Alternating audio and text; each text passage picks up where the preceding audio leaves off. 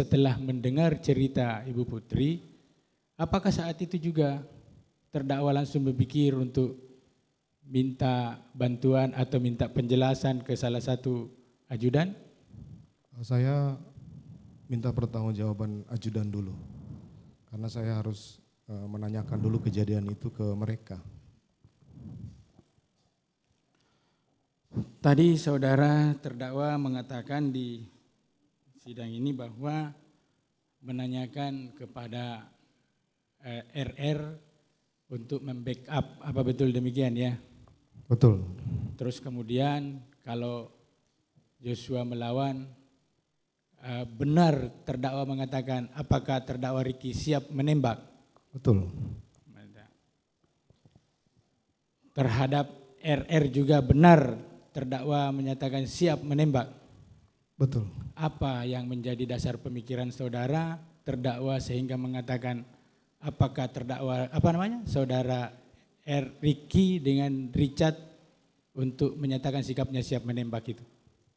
Karena dalam pemikiran saya pada saat membackup itu alternatif terakhir, kalau misalnya dia melawan, ya mereka harus bisa membackup saya.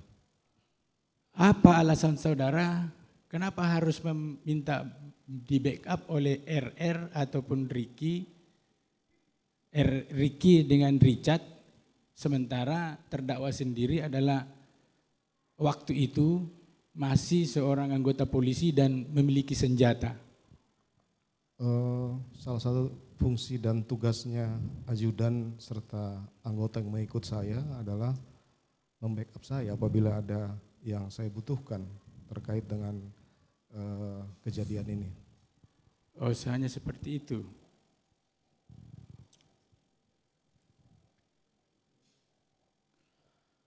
Apakah ketika itu terdakwa ketika bertemu dengan Richard Eliezer menanyakan kepada Richard bahwa setelah menanyakan peristiwa Magelang, terdakwa mengatakan saya sudah mendengar cerita dari Ricky dengan Kuat Ma'ruf. Apa betul demikian? Itu tidak benar. Tidak benar.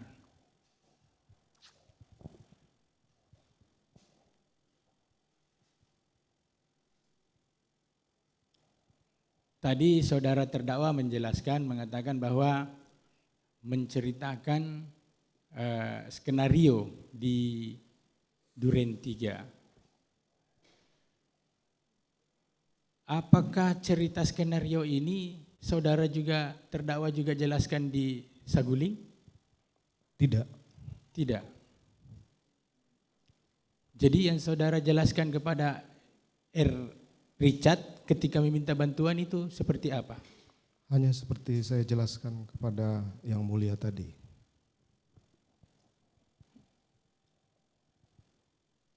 Terkait dengan permintaan bantuan itu, atau misalnya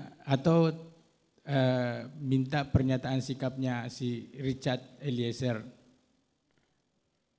apakah ketika waktu itu menyampaikan itu saudara sadar dengan perkataan sanggup enggak kamu menembak Joshua? Saya tidak menyampaikan seperti itu. Saya sampaikan tadi yang saya sampaikan kepada Yang Mulia. Si Richard Eliezer Budihan Lumiu? Sama tadi yang saya sudah sampaikan ke Yang Mulia.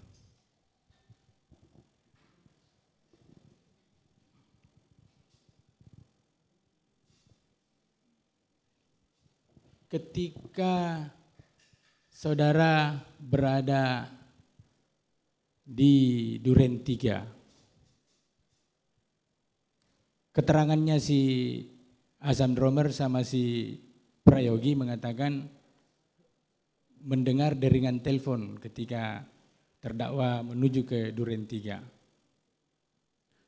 Apakah deringan telepon itu deringan telepon dari istri terdakwa?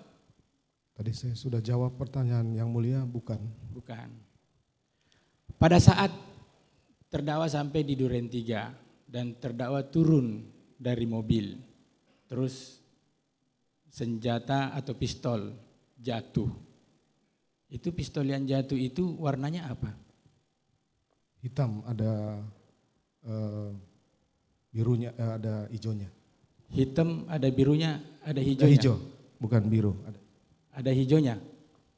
Tapi lebih condong ke hitam. Lebih condong ke hitam. Apakah senjata itu yang dikatakan dengan apa tadi? Wilson Combat? Demikian. Iya. Tadi saudara menjelaskan bahwa Wilson Combat itu disita, ya. Sepengetahuan saya disita pada saat Disita. saya sudah jadi tersangka. Izin Bapak, kami memperlihatkan Wilson Combat-nya. Sudah disiapkan? Sudah Pak. Silakan.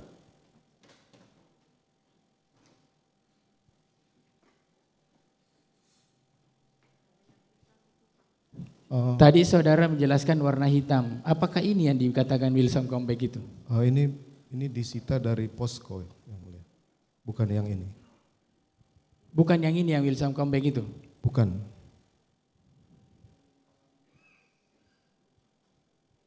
Karena yang disita dari tidak ada lagi.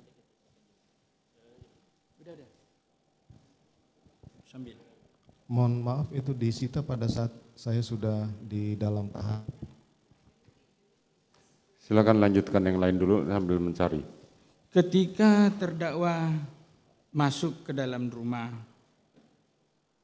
terus seperti yang cerita terdakwa tadi jelaskan sama ketua majelis, menembak si Richard Eliezer, menembak, terus